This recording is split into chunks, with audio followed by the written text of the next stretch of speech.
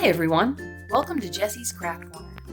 I'm sorry, I know it's been a couple of months since I posted. December and January are always a really rough time of year for me. But I'm getting back on the horse, and hopefully this next project will have been worth the wait.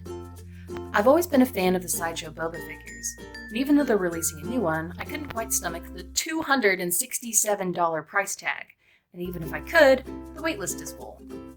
Because I'm sure I'm not the only one in this boat, I thought, hey, why not make one myself? I've made several full-size sets of armor over the years, so making a 12-inch set shouldn't be too difficult. I started with a BMR Barbie. I got mine from Amazon for about $20, but since they're sold out, Target is pretty reasonable on the pricing as well. Since these are the first affordable, well-articulated male figures I've seen, I thought it would be a good base.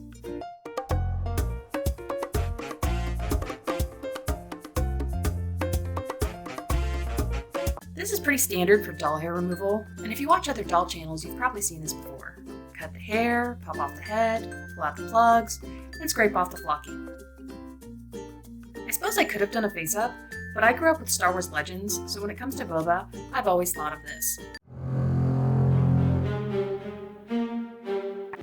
Instead, I stitched around the front of the face to make a head sock, and left the last inch open on the back so I could pop the head out and flip it right side out. Then I stitched up the back and cut a small hole for the neck tag to check to make sure it fit. Now, I completely forgot to film this, but I took the head back off so I could sew a neck tube to the bottom of it. I used a knit material to preserve the head mobility. Moving on to the flight suit, I drafted a pattern, which I would like to put up on here for free at some point, but in the meantime, this is how many of each piece to cut. Starting with the shin pocket, I stitched the top hem, pinned it in place, and then sewed the other three sides to the front of the flight suit. I just love functional pockets. Boba's shin tools each has their own slot, so I marked and stitched them in place with the smaller pocket towards the outside of the leg. Now I have two pockets! Mwahaha! I repeated the previous steps for the thigh pouches. These were way harder to line up, so I marked where the four corners were supposed to go before attaching it to make sure they were straight. Onto those weird thigh flaps. Using two pieces, I sewed around the three sides, leaving the top open, and flipped it right side out. This piece was so small, it was a little bit hard to get the corner points to be sharp. Then I ironed it, stitched the top closed, and attached it above the thigh pocket with the long side facing the inseam. Because the scale is so small, I tacked the flap shut to keep them from sticking out. With all the pockets on, I was able to sew the front and back shoulder seams together and then set it aside. Side note, while editing, I noticed that I might have made a mistake. In my pattern, each sleeve is made of two pieces, but then I saw the ROTJ sleeves are three pieces.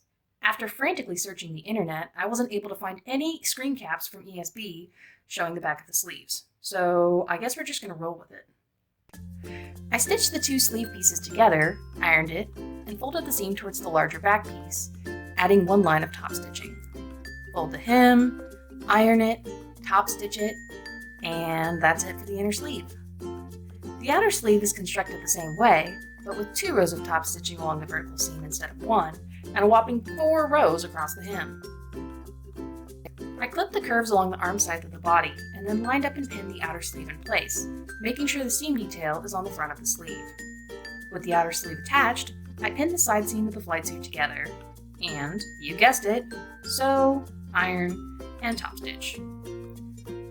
Folded the bottom of the leg hem, ironed, and top stitched. Then I pinned the inseam and added in a 2-inch piece of ribbon about half an inch up from the hem for the ankle straps, sewed, and flipped it right side out. I did figure out that turning the leg is much easier if you tuck the extra ribbon up the leg while you're sewing it instead of down, because you can use it to pull the leg right side out. Live and learn, am I right? For the interior sleeve, I folded it in half and sewed the top 2/3 of the sleeve shut, leaving the bottom third open. Flipped it right side out, and stuffed it into the outer sleeve. I lined it up, making sure the vertical seams matched, and whip stitched it to the seam allowance on the inside. Now that I'd done all that work, I gotta repeat the entire process all over again. Right sides facing, I pinned the halves together along the center seam, but left the top 3.5 inches open on the front, and sewed them together.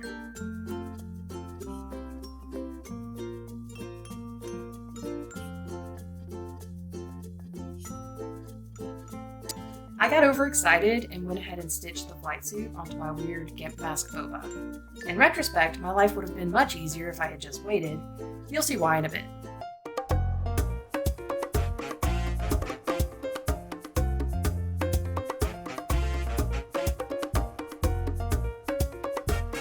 The BMR dolls have very relaxed hands, which wouldn't work for holding blasters, so this is where I experimented with some hand modification.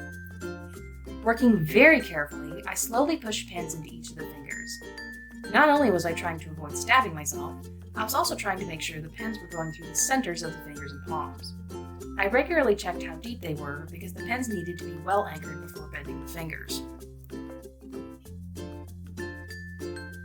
Bending them was a bit easier after cutting the back of the knuckles with a knife, but I wouldn't use this technique for ungloved hands.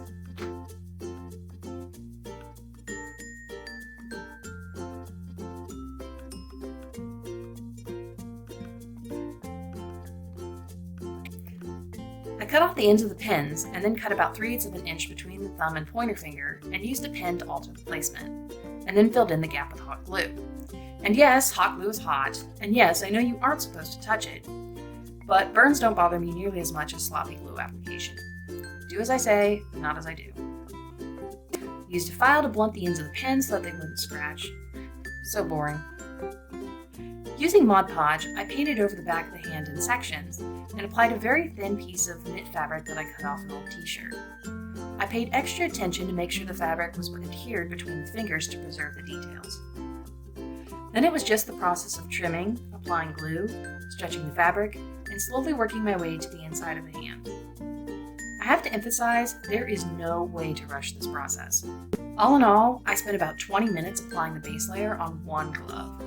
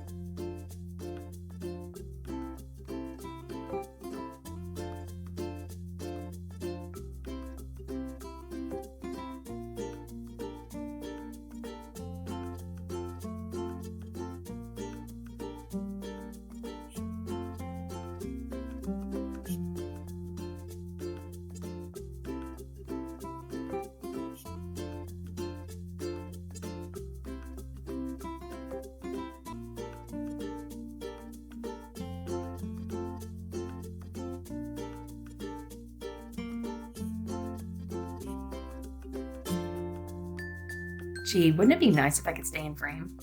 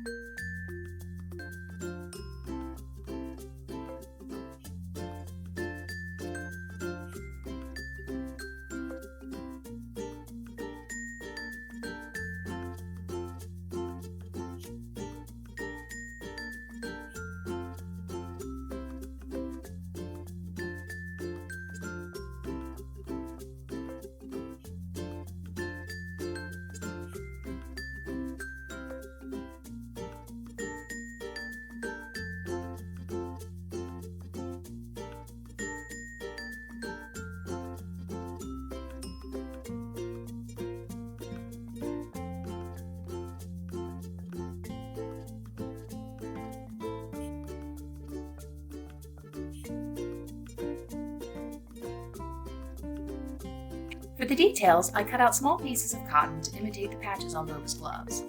After the pieces were attached, I coated them in 2 to 3 layers of Mod Podge.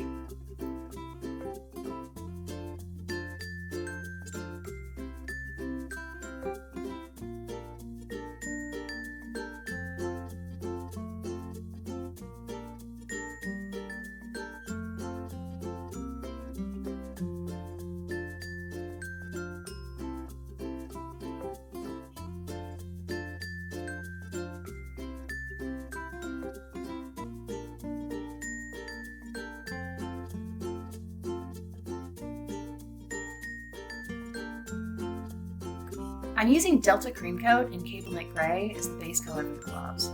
I ended up using about 3 to 4 coats to get a nice solid base.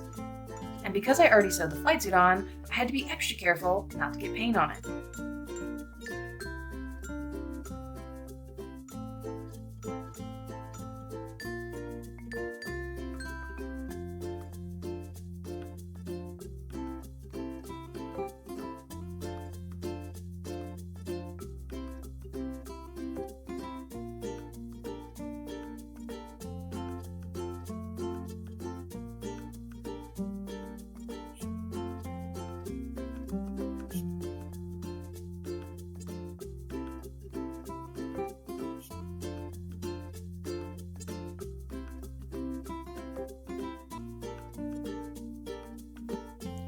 The patches are also painted with cable knit gray, but with a little white mixed in. I alternated back and forth between the two shades until I was happy with how the detailing looked. Just a small demonstration to show the mobility after sealing the paint.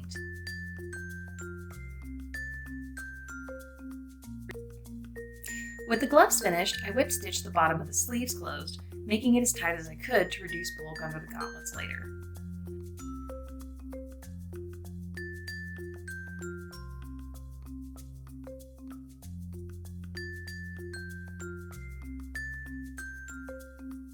One final mobility check. Looks good. That's all for now. Thank you so much for watching, and I hope you join me for part 2 in a week or so. As always, like, subscribe, and have a great rest of your day.